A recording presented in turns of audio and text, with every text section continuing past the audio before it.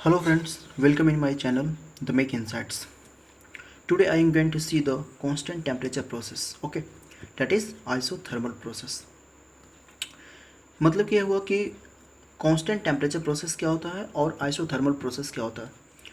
तो क्या होता है आइसोथर्मल प्रोसेस, आइसो मीन्स क्या होता है सेम होता है, ओके, और थर्मल मीन्स क्या होता है हीट होता है या तो टेम्परेचर। मीन्स वैसा प्रोसेस जिसमें क्या होता है कि पूरे प्रोसेस के दौरान उसका टेम्परेचर क्या रहेगा, कांस्टेंट रहेगा, मतलब कि सेम रहेगा, उसमें कोई चेंजिंग नहीं आएगा। That is said to be the isothermal process which is written here is that it is a process in which temperature remains constant throughout the process. मतलब पूरे प्रोसेस के दौरान टेम्परेचर क्या रहेगा, कांस्टेंट रहेगा।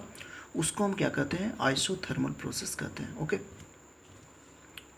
That is change in temperature, D T मतलब क्या हुआ, टेम्परेचर में जो चेंज होगा वो क्या रहेगा, जीरो होगा, क्योंकि टेम्परेचर में कोई चेंज हुआ ही नहीं। तो जो टेम्परेचर रहेगा इनिशियल वही टेम्परेचर फाइनल रहेगा। तो दोनों को अगर घटाएंगे तो फाइनल टेम्परेचर क्या निकल के आएगा मेरा, मतलब चेंज जो होगा टेम्परेचर में क्या होगा, मेरा जीरो होगा, ओके। तो ये हमारा हो गया constant temperature process, that is isothermal process क्या होता है। अब इसको हम एक डायग्राम से समझते हैं। ये पिस्टन सिलेंडर अरेंजमेंट है, ओके। ये पिस्टन है और ये एक सिलेंडर है, ओके। इसके ऊपर एक बैग रखा गया, ठीक है। इसके ऊपर क्या रखा गया है, बैग रखा गया है। अब हम क्या करते हैं कि इसका इंटरनल एनर्जी क्या रहेगा, कांस्टेंट रहेगा, ठीक है ना।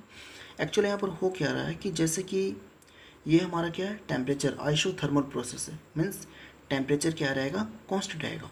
जैसे देखो हमने इसमें हीट प्रोवाइड किया 1 किलो जूल, ओके। वही सारा का सारा हीट जो होगा वो वर्क करने में चला गया, किस चीज़ को वर्क करने में, पिस्टन को ऊपर करने में। जब क्या हुआ कि जब इसमें 1 किलो जूल हीट देंगे तो इसका इंटरनल एनर्जी जो रहेगा वो क्या हो जाएगा, इंटरनल इसके अंदर का जो टेम्परेचर हो जाएगा वो इंक्रीज कर जाएगा, एनर्जी इसका बढ़ जाएगा, जिसके कारण क्या होगा कि ये जो होगा वो पिस्टन को ऊपर की ओर मूव करने में, वर्क करने में चला जाएगा। इसका जो भी एनर्जी होगा जो हम दिए सो, जैसे 1 किलो जूल हमने एनर्जी प्रोवाइड किया तो 1 किलो जूल वर्क करने में इसका चला गया, ठीक है। तो इससे क्या हुआ कि ये इसके अंदर का जो इंटरनल एनर्जी रह गया जो कांस्टेंट रह गया, क्योंकि सारा का सारा जो हीट दिए वो वर्क करने में चला गया।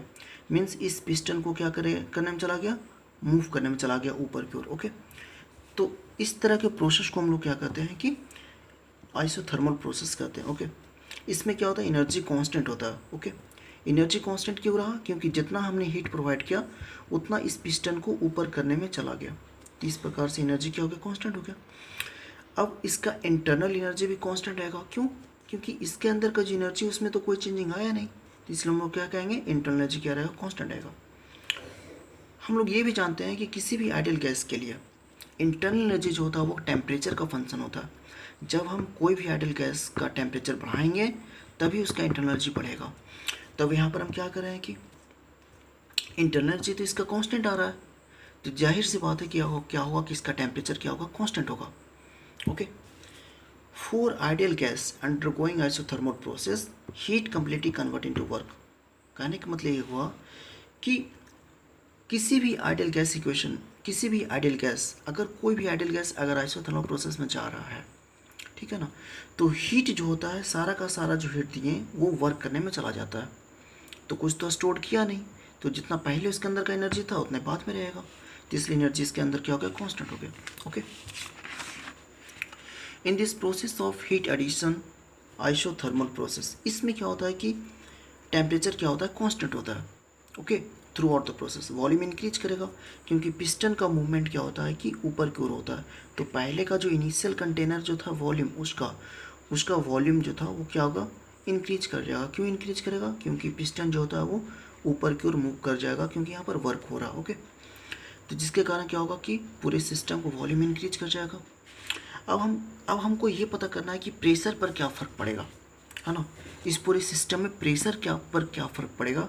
तो हम एक आइडियल गैस इक्वेशन से हम लोग क्या लिखेंगे, P V equal to M R T होता है, ओके। तो इसको हम यहाँ से प्रेशर निकालेंगे तो प्रेशर इजकल टू क्या हो जाएगा, M R T upon V, okay. अब यहाँ पर क्या हो रहा है कि टेम्परेचर तो कांस्टेंट है, और मतलब यूनिवर्सल गैस कांस्टेंट, वो भी कांस्टेंट है, मास भी कांस्टेंट है, मास तो उसके अंदर का जो मास रहेगा वही तो मास रहेगा, और वॉल्यूम इसका क्या हो रहा है कि इंक्रीज कर रहा है, ठीक है ना। ऊपर का सारा क्या है कि कांस्टेंट है, वॉल्यूम क्या कर रहा है, इंक्रीज कर रहा है। मतलब कैसा रिलेशन यहाँ पर बन रहा है, pressure is inversely proportional to what, volume. Okay, means अगर वॉल्यूम इसका बढ़ रहा है तो प्रेशर क्या होगा, घटेगा। तो प्रेशर यहाँ पर क्या हो रहा है, घट रहा है, प्रेशर इज डिक्रीजिंग। मतलब इसके अंदर का जो प्रेशर होगा सिस्टम का, उसका प्रेशर क्या करेगा, डिक्रीज करेगा। किसमें, आइसोथर्मल प्रोसेस में। ओके, हम लोग एक इसका इक्वेशन भी होता है आइसोथर्मल प्रोसेस में, पीवी इक्वल टू क्या होता है, कांस्टेंट होता है। ओके, जब भी हमें कोई भी अगर क्वेश्चन में अगर आइसोथर्मल प्रोसेस दिया हुआ है तो हम कौन सा इक्वेशन यूज करेंगे, PV equal to constant use करेंगे। ओके, तो हम यहाँ से रिलेट कर सकते हैं, पी इक्वल टू क्या हो जाएगा, कांस्टेंट अपॉन भी हो जाएगा। तो हम इसको P1 V1 equal to P2 V2 भी लिख देंगे। क्यों लिखेंगे, क्योंकि एक्चुअल में इनिशियल प्रेशर और वॉल्यूम का जो क्या, ये दोनों कांस्टेंट है ना। तो जो इनिशियल प्रेशर इंटू वॉल्यूम का जो वैल्यू होगा वही फाइनल प्रेशर इंटू वॉल्यूम का वैल्यू होगा। तो इस तरह से हम क्या कर सकते हैं कि आइसोथर्मल प्रोसेस का जो भी क्वेश्चन रहेगा इस रिलेशन से हम निकाल लेंगे। Okay, I hope this isothermal process, what is isothermal process, how the isothermal process work, what is the changes in the temperature, what is the changes in the volume, what is the changes in the pressure come. I hope you have understood very well. इसमें क्या हुआ कि pressure decrease किया, overall हम लोग क्या समझे, pressure decrease किया। टेम्परेचर तो कांस्टेंट ही रहा, क्योंकि जितना एनर्जी दिया था उतना तो वर्क करने में चला गया। वॉल्यूम इंक्रीज कर गया, क्यों इंक्रीज कर गया, क्योंकि इसका जो पिस्टन है ऊपर की ओर मूव किया, है ना। और प्रेशर क्या गया, डिक्रीज कर गया। कैसे पता चला, हमने इसको आइडियल गैस इक्वेशन से निकाल लिया, क्योंकि हमको ऑलरेडी टेम्परेचर और वॉल्यूम तो पता था। ठीक है, तो और ये हमने इक्वेशन को क्या किया कि डिराइव कर लिया। इस इक्वेशन को हम लोग क्या किया कि आइडियल गैस इक्वेशन से हमने इसको बना लिया। इसका यूज करेंगे हम लोग किसमें, न्यूमेरिकल को सोल्व करने में। Okay, now I move to the next one, that is the PV diagram of isothermal process. मतलब कि आइसोथर्मल प्रोसेस का जो प्रेशर वॉल्यूम का जो डायग्राम बनता है वो कैसा बनता है। तो देखो, पीवी आइसोथर्मल प्रोसेस में क्या होता है, टेम्परेचर कांस्टेंट होता है। ओके, और पीवी बराबर क्या होता है, कांस्टेंट होता है। ये हमारा इक्वेशन होता है किसका, आइसोथर्मल प्रोसेस का। ठीक है ना, तो पीवी जो होगा हमेशा कांस्टेंट होगा, किस पर कांस्टेंट होगा, हमेशा प्रेशर और वॉल्यूम वाले एक्सिस पर हमेशा क्या रहेगा, कांस्टेंट ही रहेगा।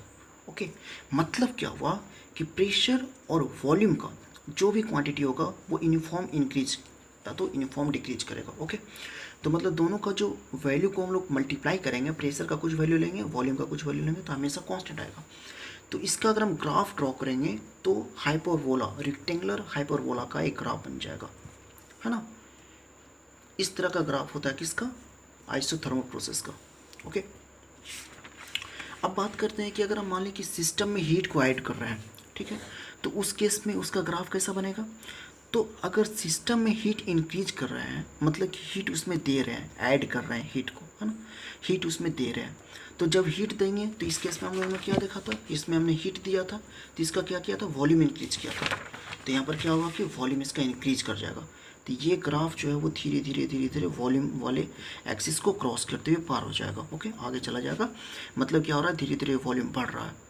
Okay, V2 is greater than V1, means क्या होगा कि V2 जो होगा वो बड़ा होगा, मतलब फाइनल वॉल्यूम जो होगा वो इनिशियल वॉल्यूम से क्या होगा, बड़ा होगा। ओके, प्रेशर क्या होगा, इसका जस्ट इन्वर्स हो जाएगा, क्योंकि प्रेशर यहाँ पर क्या होगा कि धीरे धीरे घटते चला जाएगा और वॉल्यूम धीरे धीरे बढ़ते चला जाएगा। ओके, अब उसी प्रकार से अगर मान लें कि क्या हो रहा होगा, यहाँ पर क्या एडिशन हो रहा है। अगर मान लें कि हीट को रिमूव करेंगे तो इसमें आइसोथर्मल कंप्रेशन हो रहा होगा।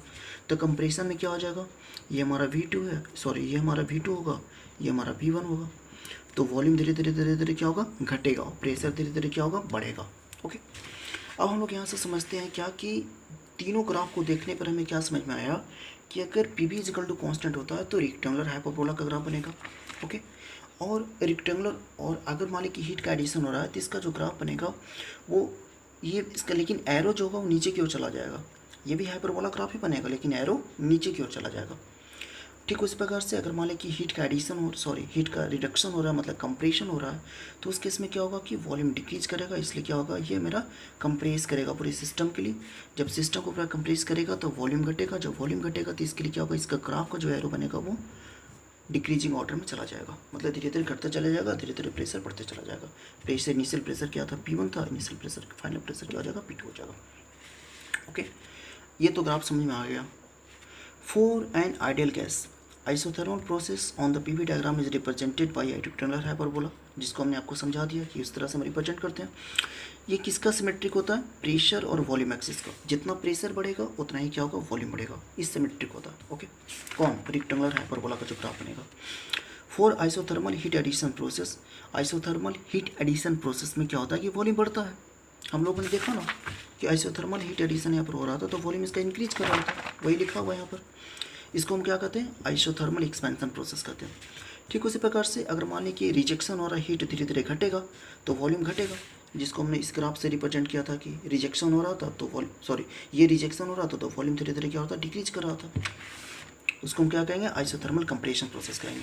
I hope the PV diagram is very much clear. Okay, how the PV diagram is drawn, किस प्रकार से पीवी डायग्राम को ड्रॉ करते हैं आइसोथर्मल प्रोसेस के लिए। हमें पूरा विश्वास है कि आपको ये पूरा समझ में आ गया होगा। नेक्स्ट वीडियो का जो लिंक है वो डिस्क्रिप्शन में दिया गया है, आप वहाँ से नेक्स्ट वीडियो को भी देख सकते हैं। Thanks for watching my video. Please like, share and subscribe to my channels. Thank you.